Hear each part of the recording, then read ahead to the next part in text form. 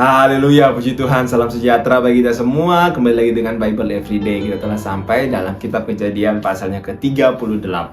Kita baca ayat pertama, Kejadian 38 ayat 1. Pada waktu itu Yehuda meninggalkan saudara-saudaranya dan menumpang pada seorang adulam yang namanya Hira. Nah, Yehuda meninggalkan saudara-saudaranya dan dia pergi menumpang pada seorang yang bernama Hira. Nah, kemudian dia mengambil istri. Yehuda mengambil istri seorang Kanaan. Akhirnya dari istrinya itu dia melahirkan 3 orang anak, Onan, dan Shelah.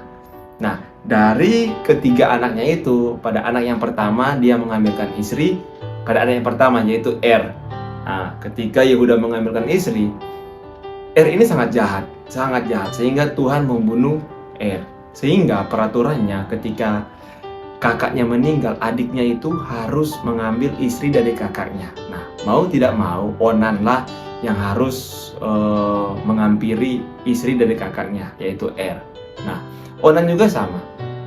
Ketika dia mau mengampiri istri dari kakaknya sesuai dengan peraturan dan harus mendapatkan anak supaya anak itu dihitung anak dari sehingga anak itu mendapat ahli waris begitu. Dan Onan ini juga mau mendapat ahli waris yang ada.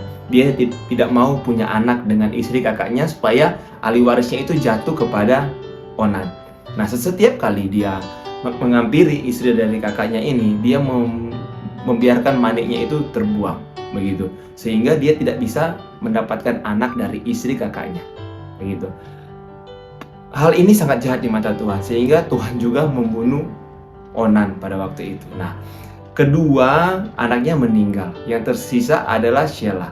Nah, Yehuda tidak mau memberikan Shelah kepada Tamar tidak mau memberikan Shelah kepada Tamar karena takut juga Shelah juga meninggal. Akhirnya Tamar disuruh pulang. Nah, singkat cerita, Tamar duduk di pinggir kota dengan menutup wajahnya, dan juga istri dari Yehuda ini telah meninggal. Akhirnya ini kita bisa lihat sikap dari Yehuda yang asli.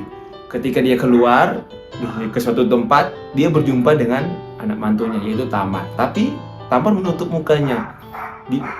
Yehuda pikir kalau Tamar ini adalah seorang pesundal begitu. Akhirnya dia mau mengampiri Tamar, dalam arti mau tidur dengan Tamar. Tapi Tamar kasih syarat, harus ada barang-barang yang dia pegang, harus ada cap begitu dan lain-lain. Ya, bisa dibilang lah kalau zaman sekarang KTP, tinggalkan barang-barang. Akhirnya disetujui. Yehuda meninggalkan barang-barangnya ada kepada Tamar. Nah, 3 bulan kemudian dapat kabar kalau Tamar mengandung. Apa yang dilakukan oleh Yehuda? Yehuda bilang bakar orang itu, bakar perempuan itu. Yehuda tidak mau kompromi dengan dosa dari Tamar.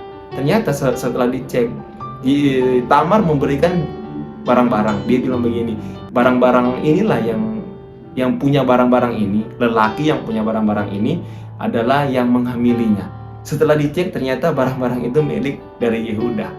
Akhirnya Yehuda dengan rendah hati dia mengatakan kalau perempuan itu tidak salah, saya lah yang salah, Yehuda lah yang salah, Tamar tidak salah, begitu dengan gentle. Nah, hal apa yang kita bisa petik di sini? Yang pertama adalah soal pergaulan kita. Nah, ketika Yehuda meninggalkan saudara-saudaranya, dia pergi ke suatu tempat, di tempat Hira, di tempat orang Kanaan, begitu. Pergaulan yang buruk di sana. Nah, dia bersahabat dengan Hira, seorang yang buruk sikapnya, buruk tingkah lakunya. Nah, penting sekali kita untuk bergaul dengan orang-orang yang kita anggap penting, dalam arti orang-orang yang kita anggap baik atau bagus dalam kehidupan kita. Penting sekali kita bergaul dengan orang-orang yang bernilai yang baik.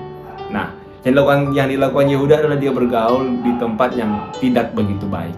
Nah, itu yang harus kita ambil dari cerita ini. Dan yang kedua adalah kita bisa lihat apa yang dilakukan Yehuda kepada Tamar Dia kompromi dengan dosa dirinya, tapi dia tidak mau kompromi dengan dosa orang lain. Ketika dia sadar itu musnahkan dia, bakar orang itu. Tetapi setelah dia sadar, ternyata yang salah itu dia bilang sudah, gak usah. Nah, itu poin yang kedua. Dan poin yang ketiga adalah kalau kita salah, kita akui kita salah. Seperti Yehuda dengan rendah hati dia mengakui, saya salah. Jangan sampai ya kita sudah salah, terus kita merasa diri kita benar lagi. Kita sudah salah, kita tahu kita berbuat salah, kita merasa diri kita benar dengan banyak pertimbangan atau banyak pembelaan yang kita buat. Jangan sampai banyak pembelaan yang kita buat tapi diri kita sudah salah. Mungkin kalau Yehuda tidak mau rendah hati, tidak mau mengakui kalau dia salah, pasti dia bilang, bunuh aja orang ini bukan barang-barang saja, bukan barang-barang saya. Dia bisa bohong, tapi apa yang dia lakukan, dia mengakui kalau dia itu salah. Mungkin sekali kalau kita salah, kita akui kita salah. Biarlah hal ini menjadi pelajaran bagi kita semua. Haleluya.